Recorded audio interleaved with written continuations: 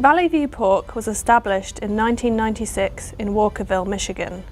The operation consists of 4 breed-to-wean units as well as 18 wean-to-finish and contract grower units, producing around 250,000 pigs annually. As part of their commitment to producing high-quality pork, Valley View has strict biosecurity standards, which results in a high health status and herd performance. The site we are visiting today was built over 16 years ago to house 2,500 sows.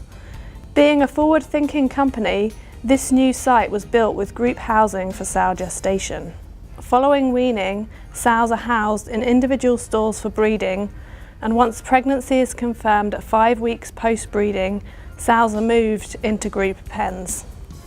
Sows are grouped based on size and stage, with parity 1 and 2 sows placed in groups of 31 to 33 individuals, and larger parity 3 to 4 sows in slightly smaller groups of 26 to 28, to ensure approximately 18 to 20 square foot per sow.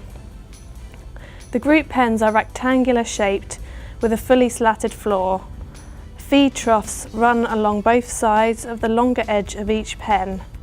Feed is dropped into the troughs from 17 feed tubes on 2 occasions, in the morning to help ensure all sows have access to feed. Justin is a sow production manager at Valley View Pork and has worked for the company for about 10 years. Justin has experience of working with both stalls and pen gestation and is responsible for the day-to-day management of the sows here.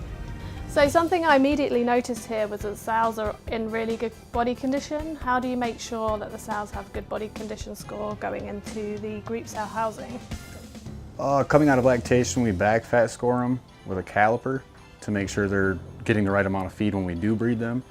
And it goes by a score of 1, 2, 3. And we have feeder settings for 1 would be skinny, 2 would be okay, and 3 would be fat. So we have a 7-pound feeder setting for the thins and then 5.5 for the rest. So when you have to put the sows into the sow groups, is there anything you do to help minimise aggression when they're first regrouped? We make sure the pens are dry. That's like huge. We put powder in the pens before we bring them down, and then also bringing them down to feed. And then if you can, turn the lights off. Like at the end of the day, move your group down to the feed, turn the lights off. That's the best way I've found anyways. And of course, sizing them according to parity, but you don't want to put a small one there with a big one, but that's about all we can do.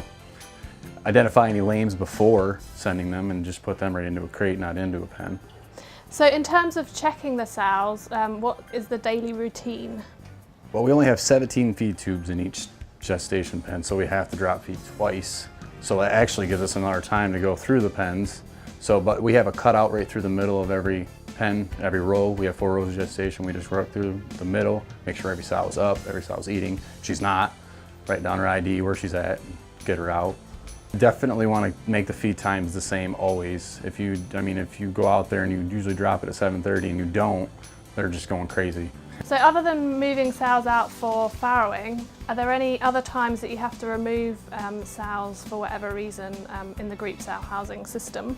I would say daily.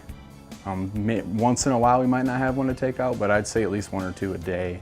I would say in pen gestation here, and it could be wrong, I'm gonna say 10% have to have attention out of a pen. It could be higher than most farms, but here, recently, I know it's a little different because our ventilation system's closed down and it's hard to keep the pens dry sometimes. We got a long barn, but it's usually about 1 out of 10 sows. I have 100 crates and then 2 gestation pens that we call recovery pens, I guess. It's kind of like an overflow, just 100 crates wasn't enough. What is the biggest difference compared to housing sows in stalls in terms of stock person or manpower? I would say like pre-farrow vaccines is definitely way easier to do in a crate. It's chasing them around with a gun trying to get the vaccine correctly into the sow. Sometimes it leaks out, you got to give them another shot. And then also like getting them out, loading rooms or moving groups, you need 2 people to do that. You can't do that by yourself, whereas crates you could. And then lameness, obviously. If you could, what would you change about this particular group sow housing system or recommend others who have to transition to group sow housing in the future? Everything I said about the dry floors, routine, And you can't not walk for lambs or skinnies or in a day, because you might just tumble in a little snowball effect, and if you don't do it every day the same, it could get bad. But what I would change on ours is just maybe like a ESF system or something, just a little bit different, you know, it's in the works, you know, maybe like a half a stall in our gestation pens to where they could still be protected from feet when they're eating, you know.